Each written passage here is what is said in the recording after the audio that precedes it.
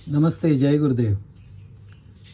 ये सृजन के संबंध में जो उपनिषद है ना, उसका 3rd चैप्टर है। उसका शीर्षक है दिस प्रेशियस मोमेंट। जब भी सृजन होता है ना, तो उसे गुरुजी ने प्रेशियस मोमेंट कहा है। हाँ, मौल्यवान क्षण।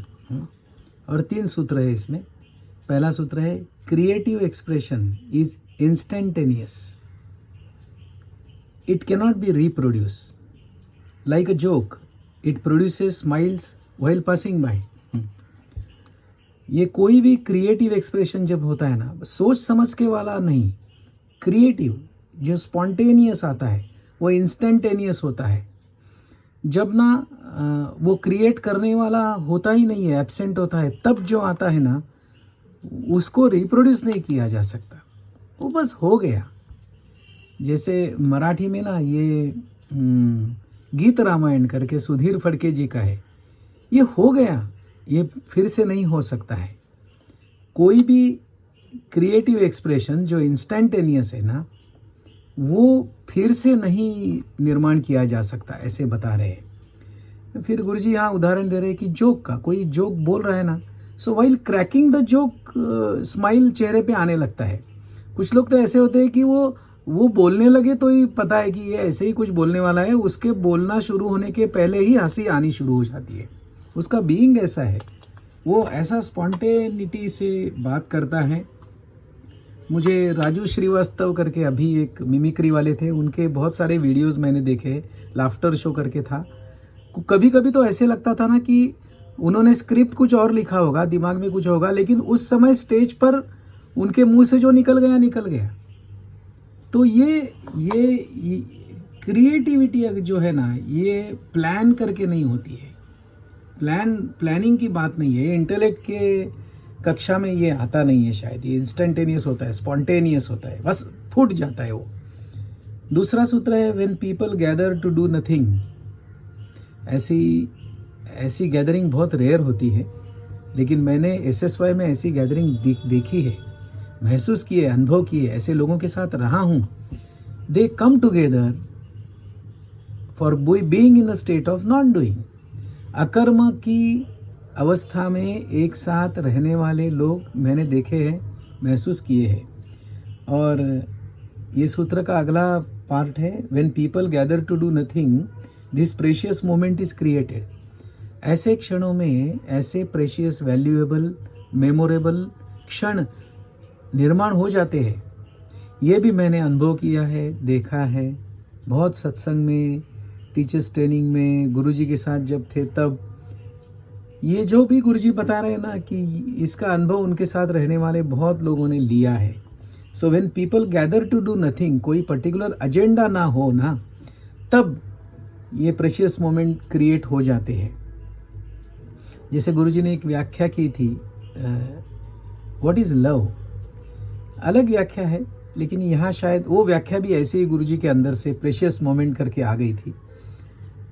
When two nobodies come together in silence for no reason, whatever they experience is love. So basically it is an experience. कब आता है? नोबडीनेस में आता है। कब? इन साइलेंस अगर है और एक साथ है, so being together in nobodyness in silence, ये हो गया। फिर किस लिए एक साथ आए? For nothing, no particular agenda. ऐसी अवस्था में वो दो जीव जो भी अनुभव करते हैं ना, उस अनुभव को प्रेम कहते हैं। बड़ी अनूठी व्याख्या है। और तीसरा सूत्र है इसका, research centres must first be recreation centres.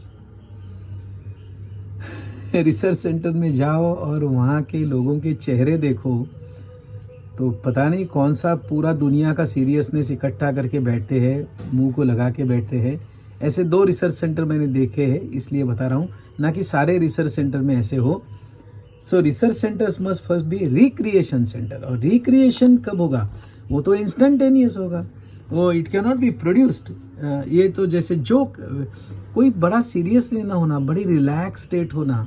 जैसे आर्किमिडीज का जो भी है ना, कि आर्किमिडीज बस रिलैक्स स्टेट में था, वो टब में नंगा स्नान कर रहा था, his mind was relax, his body was relaxed, his intellect was relax. और ऐसे रिलैक्स स्टेट में दैट क्रिएटिव एक्सप्रेशन जो था ना, यूरेका यूरेका करके दौड़ के बोलने गया ना, वो जो सवाल उसको दिया था उसका जवाब, वो इंस्टेंटेनियस था और बड़ी खुशी थी उस समय। और वहाँ कौन था? वो अकेला ही था और ये प्रेशियस मोमेंट आ गया उसके अंदर से। ऐसे हम क्या रिलैक्स होने की टेक्निक जानते हैं? क्या हम ऐसे रिलैक्स होते हैं? क्या ऐसे हो जाता है कि बस कोई गाने की धुन अंदर से आने लगती है, कोई पिक्चर बनने लगता है, कोई स्कल्पचर बनने लगता है, कुछ भी, कोई पोएम बाहर आने लगती है? अगर ऐसा जीवन में होता है तो ये क्षण भोरे प्रेशियस है।